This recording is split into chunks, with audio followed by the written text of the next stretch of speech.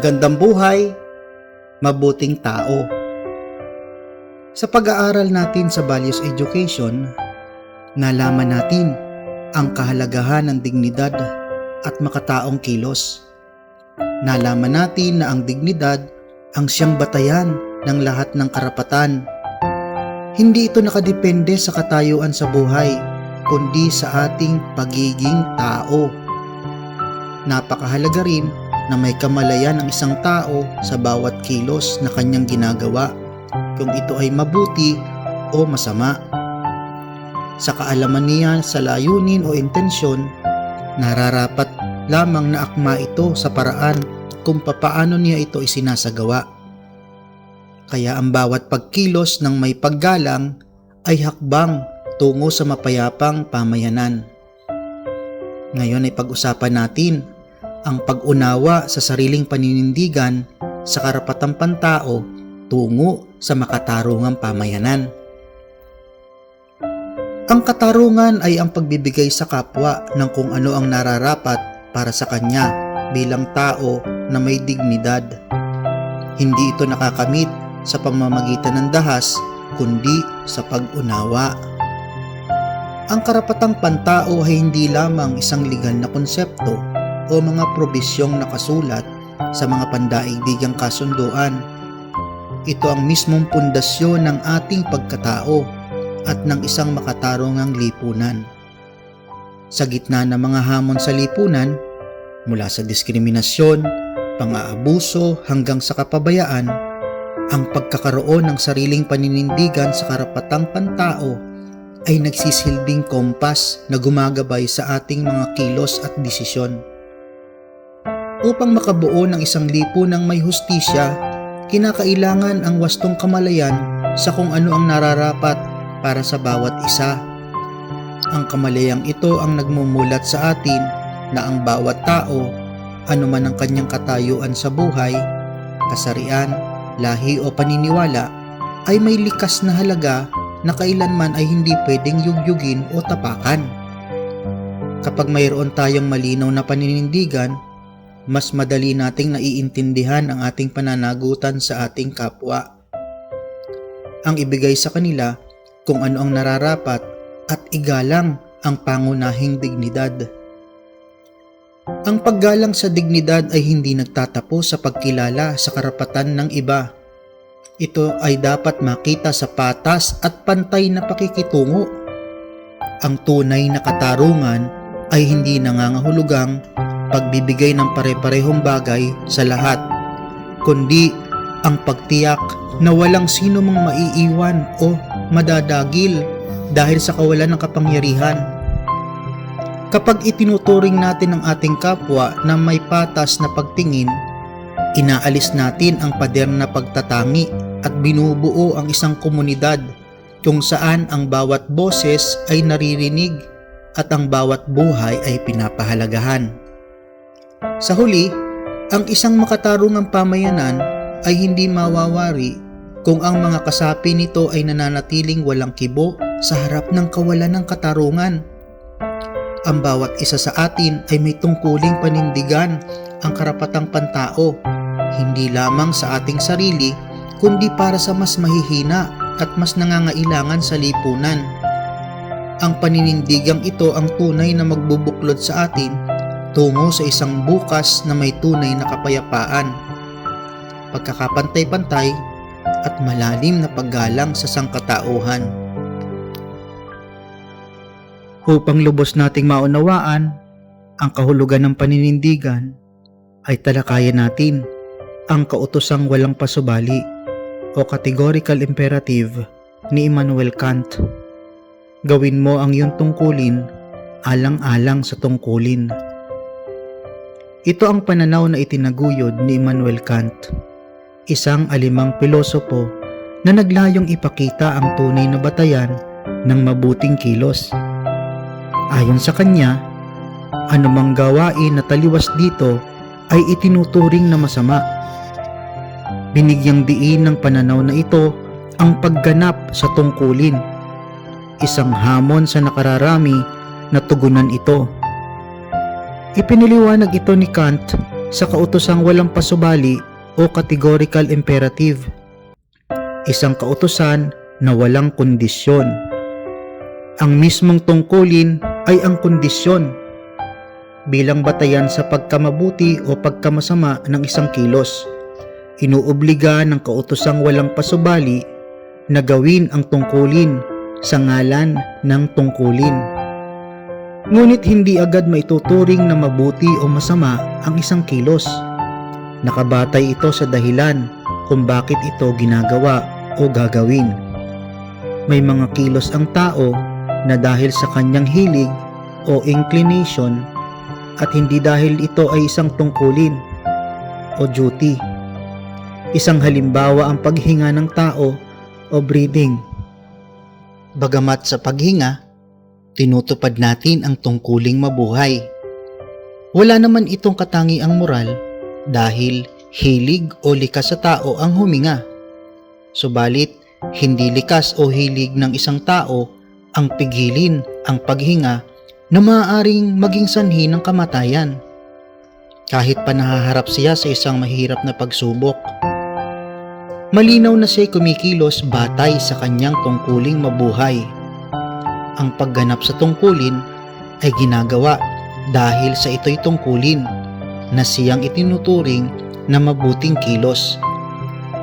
Sa pagkakataong ito, gamitin nating halimbawa ang pagbibigay ng tulong sa nangangailangan.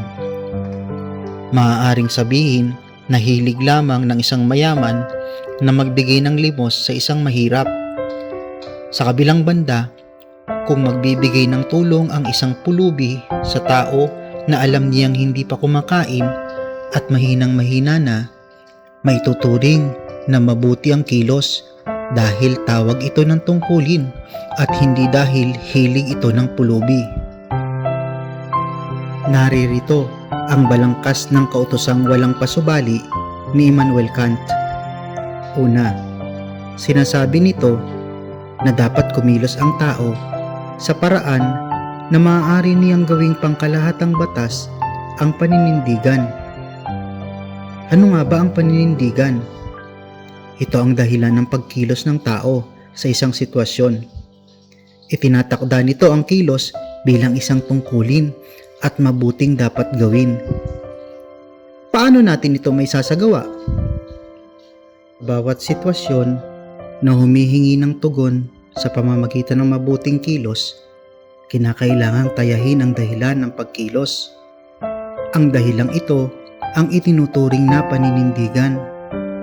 Tinataya ito sa dalawang paraan, ang maisapangkalahatan o universality at kung maaaring gawin sa sarili ang gagawin sa iba o reversibility. Sa unang pagtataya, may dalawang tanong na dapat sagutin.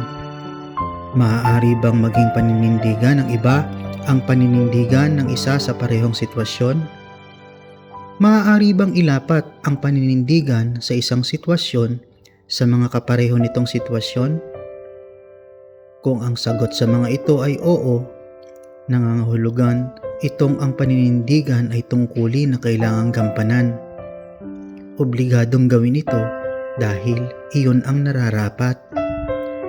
Kung ang sagot naman ay taliwas sa pagtatayang ito, sa makatuwid, ang paninindigan ay hindi mabuti.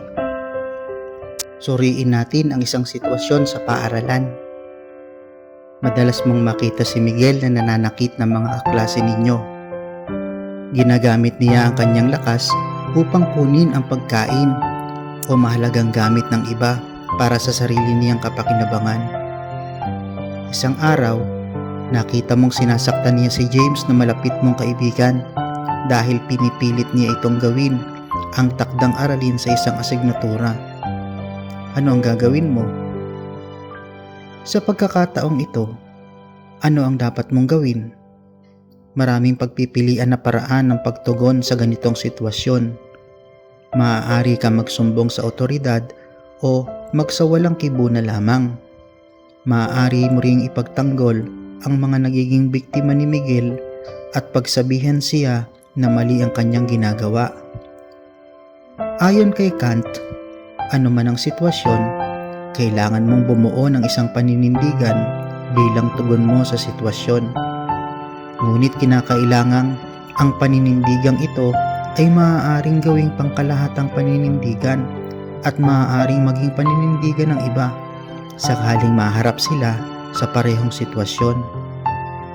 Ang binibigyang diin dito ay mismong dahilan ng kilos kung magiging angkop ba ito sa lahat ng tao at sa mga kaparehong sitwasyon. Paano ka maninindigan sa ganitong sitwasyon? Sa iyong palagay, ang paninindigan mo ba ay maaaring maging paninindigan din ng iba? Kung mauulit ang sitwasyon, maaari pa rin bang ilapat ang paninindigang ito? Kung ilalapat naman ito sa kilos ng pangungopia, anong paninindigan ang pinangahawakan ng isang mag-aaral dito? Kung pinaninindigan niya na pumasa sa pamamagitan ng pangungopia, hindi ito may tuturing na pangkalahatang paninindigan sapagkat hindi ito magiging katanggap-tanggap sa mga guro, mga magulang at maging sa mga kaklaseng nag-aral ng mabuti. Kung mangungopia na lamang ang lahat ng tao, mawawala ng saysay ang pag-iisip, pag-aaral at paglikha ng orihinal na mga bagay. Malinaw ang katotohanan sa usaping ito.